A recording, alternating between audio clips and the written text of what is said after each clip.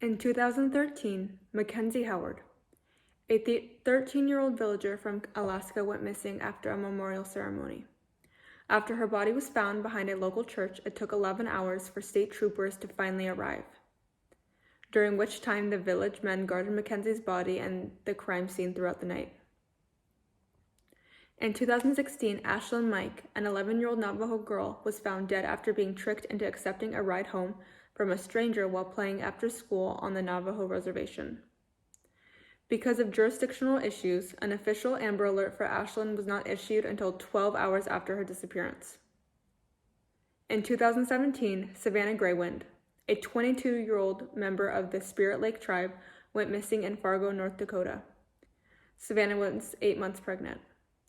Her brutal attack and murder were perpetrated by a neighbor, and her body was found 8 days later by a kayaker near the Red River north of Fargo. Ayuki. I just said hello in my tribe's native tongue. My name is Gianna, and I am a member of the Karuk tribe. Today I will be discussing missing and murdered Indigenous women. 1 in 3. That's how many Native American women have been raped or have experienced attempted rape. 13%. That's how many sexual assault reported by Native American women result in arrest. 116 cases. In 2016, 5,712 Indigenous women and girls were reported missing, but only 116 were logged by the U.S. Department of Justice Deferral Missing Persons Database. I will be showing you a short clip from a documentary, however, I highly recommend that you watch the full documentary.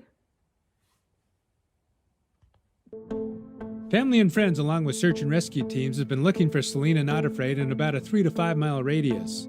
Selena Not Afraid was last seen around 2 o'clock on Wednesday at the eastbound I-90 rest area between Billings and Hardin. Searchers have been looking for Not Afraid since New Year's Day when she was last seen. Radio check, radio check.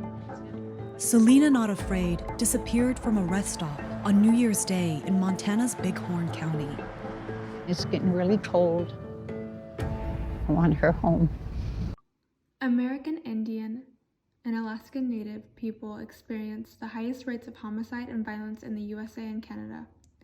This propensity for violence and sexual crimes has manifested as the crisis referred to as missing and murdered Indigenous women and girls, with more than 5,000 young women having suffered homicide, kidnapping, or trafficking in the USA. American Indian children are not exempt from these statistics. When compared to non-American Indian populations, there is a statistically significantly higher proportion of American Indian and Alaska Natives reporting of emotional, physical, and sexual abuse. This same disparity is also true regarding emotional and physical neglect. These women and children no longer have a voice, so I will be their voice. Over the past few months, I've used social media as a resource to try to raise awareness for missing and murdered Indigenous women. I used the red handprint, as red is the official color of the missing and murdered Indigenous women. It goes deep and has significant value. In various tribes, red is known to be the only color spirits see.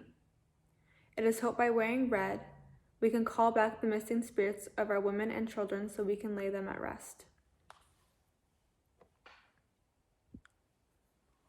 The crisis of missing and murdered Indigenous women is not a new one. It goes deep in the roots of colonization.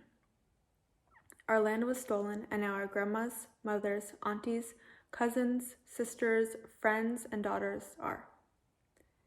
If you are wondering what you can do to help, I will put my Instagram at the end so you can message me directly and I can point you in the direction of the best resources to use.